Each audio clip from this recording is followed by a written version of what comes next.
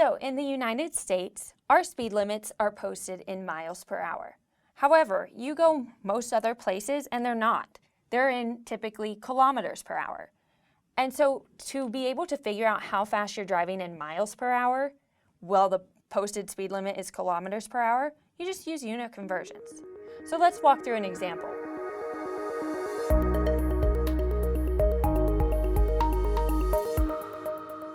Say you're going to visit Canada and you want to know how fast you're supposed to travel if the speed limit is 80 kilometers per hour.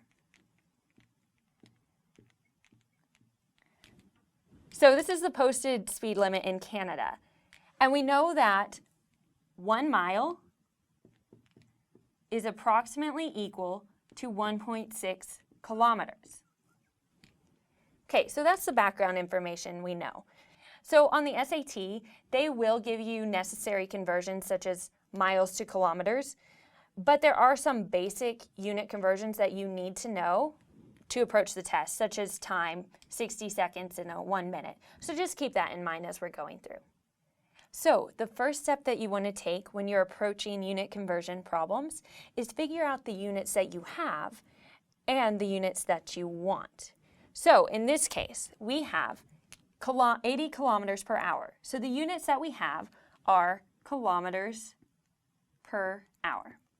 I'm just going to shorten that to km per hour. And the units that we want are miles per hour. So we're going from kilometers per hour to miles per hour. So we'll start with our 80 kilometers per hour.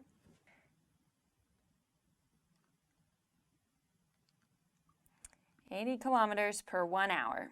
And then anytime you're converting units, you want to multiply by what's called a conversion factor. And what that conversion factor does is cancel out the units you don't want and multiplies it by the units that you do want. Okay, so let's walk through that. So we want to multiply by a conversion factor. A conversion factor that has kilometers in the denominator in order to cancel out kilometers. So we know we want kilometers in the denominator. And then we're going to miles in the numerator. So we want miles up here. And we know that 1 mile is approximately equal to 1.6 kilometers. So we just fill that information into our factor. So 1.6 kilometers is the same as 1 mile. And there we go. Now we can multiply across. And remember, our kilometers here in this numerator cancel out with the kilometers in the denominator here. So as we're multiplying across, we have 80 times 1, which is just 80. And we have the units of miles. 80 times 1 mile is 80 miles. And then in the denominator, we have 1 hour times 1.6, which is just 1.6 hours.